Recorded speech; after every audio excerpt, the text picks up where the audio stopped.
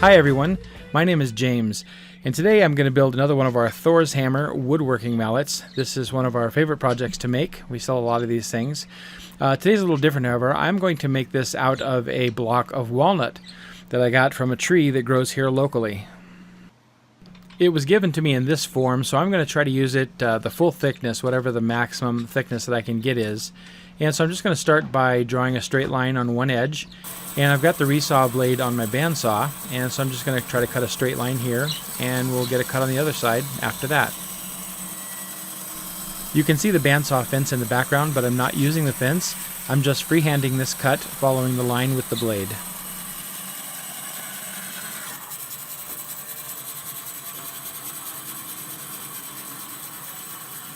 So that cut provided me a surface that's flat enough for me to go ahead and use the fence for my second cut.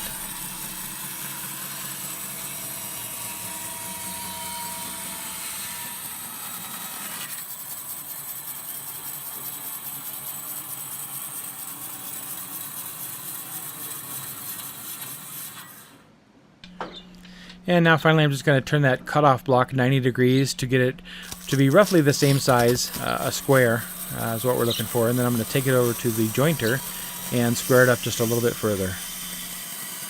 And you can see I had to take the bandsaw throat plate out. The one that came with the saw was actually not big enough to fit this blade.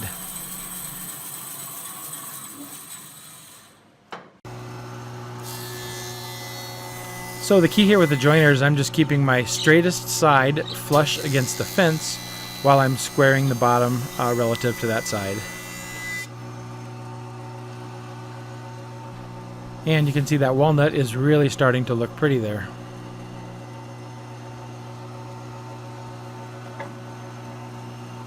So I'm just going to try to progress and get the top and bottom of this both square to the one side that's against the fence, and after that we'll move it over to the table saw.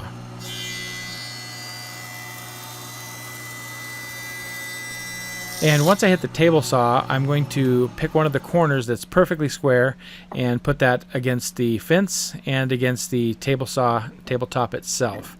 And then we'll trim the other side to get it parallel.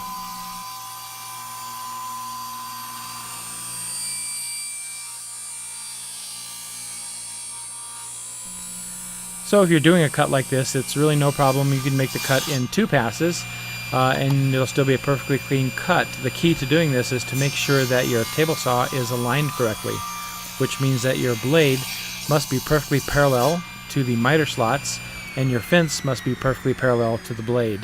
And once you've done that, you can take one pass, flip it over, take another pass, and it will just look as if you took one cut.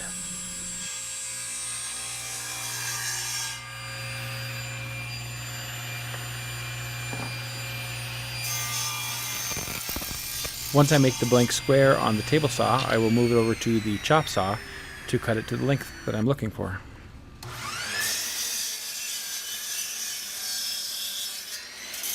And because this piece had some checks in it, I ended up cutting off a little bit from each end until I got down to solid lumber that was not checked.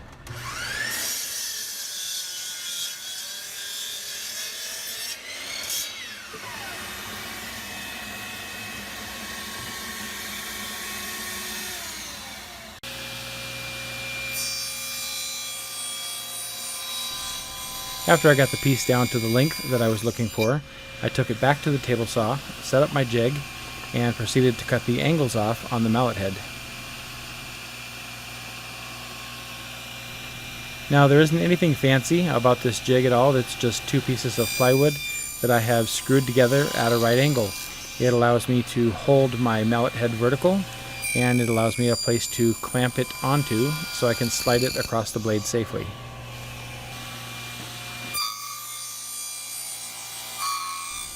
And the mallet head design for the Thor's hammer is, there's 4 cuts all the way around on each side, and I have them beveled. I actually have plans for this mallet if you're interested in my on my website, and there's a link in the description as well.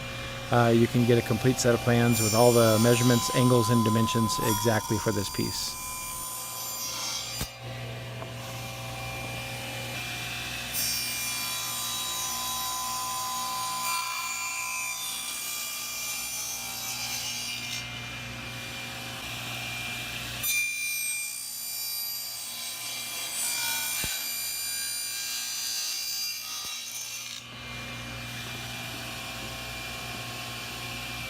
So once we have those cut all the way around, we'll just trim the ends off square.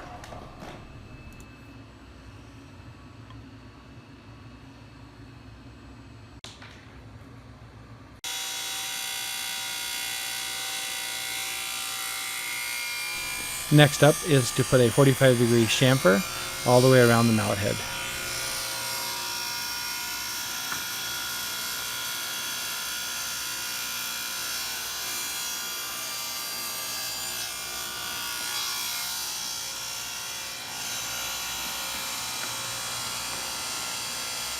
And it is slowly starting to look a little bit like Thor's hammer.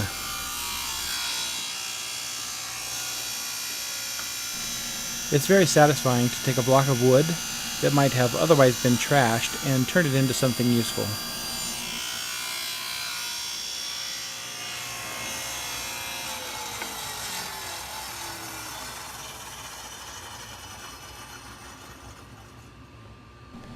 Now that the shaping is complete, I will take it to my drill press and I'll drill out a hole for the handle.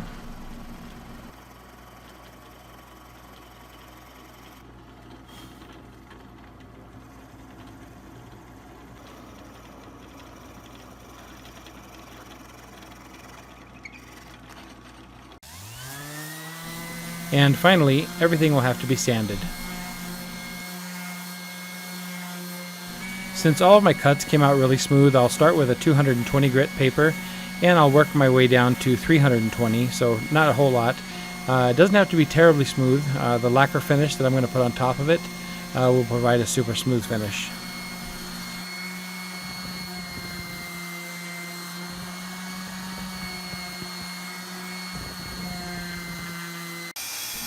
With the head of the mallet complete, it's time to turn our attention to the handle.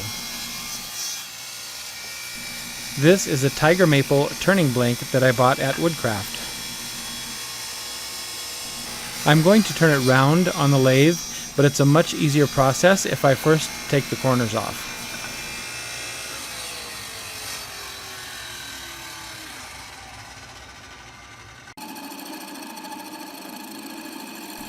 So I decided I would go ahead and try to turn this on our metal cutting lathe. Since this piece of equipment is new to our shop, I thought this might be a good way to get familiar with all of the controls.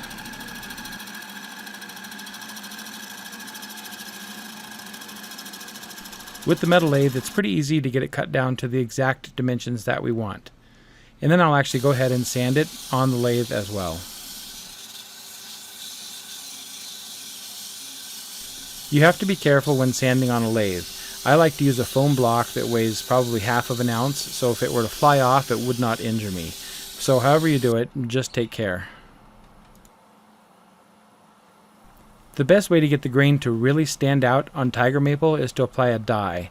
This is a TransTint Dye, and I'll put a link to that in the description. This dye I mix a few drops with a 1/4 cup of shellac.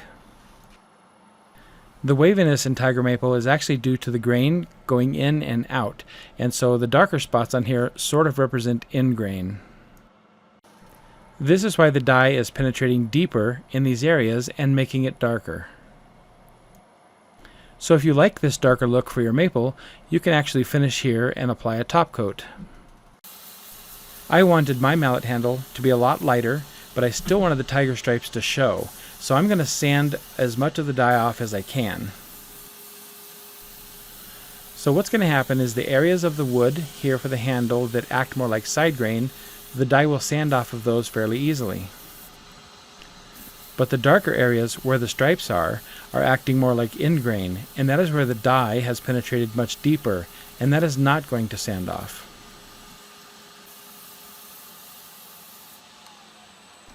You can see once I finished here, the whole piece is much more subdued and we don't have the dark stain look, and it's really back to the color of the maple. Finally, when I apply my top coat to this, it's going to bring those stripes back out a little bit and make them more prominent, which is kind of the look that I was going for. I've got the lighter look of maple, but the stripes are a little bit more prominent. It's sort of made the grain pop. This is a pretty common technique for dealing with figured grains such as tiger maple. So I'll take the handle off the lathe and begin fitting it to the mallet. I purposely made it slightly large so I could sand it down for a perfect fit. After that fit is achieved, I will cut the excess off of the top.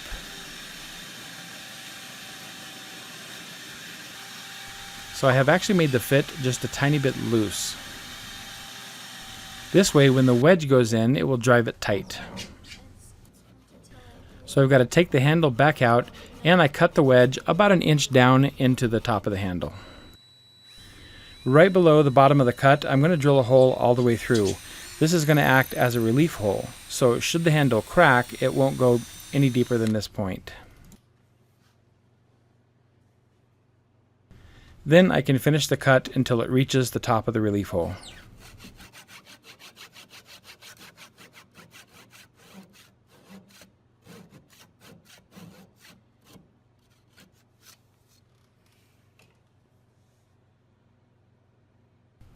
Next, I've got to shape a wedge to go in there. So I'm going to use a piece of walnut here for contrast, and I'm just going to shape it with my strip sander.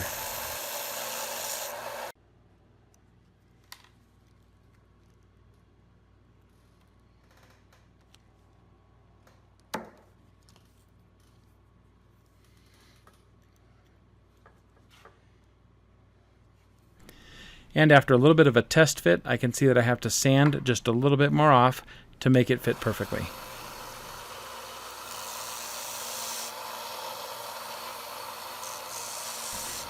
And it's finally time to glue the mallet together. I'm going to apply glue both to the mallet head and the mallet handle.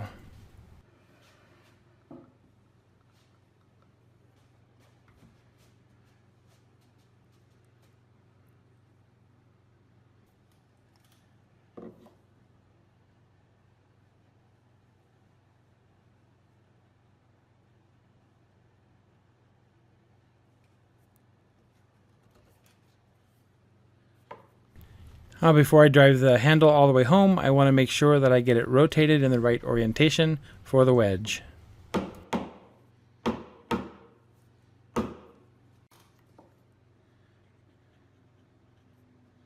And we'll apply glue to the wedge as well.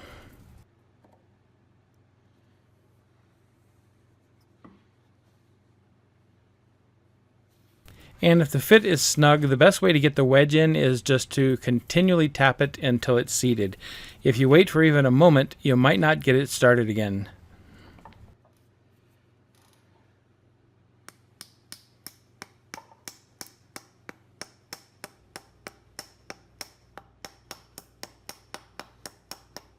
And of course, we don't want to hit it too hard. The wedge can split, bend over, break, anything can happen to it.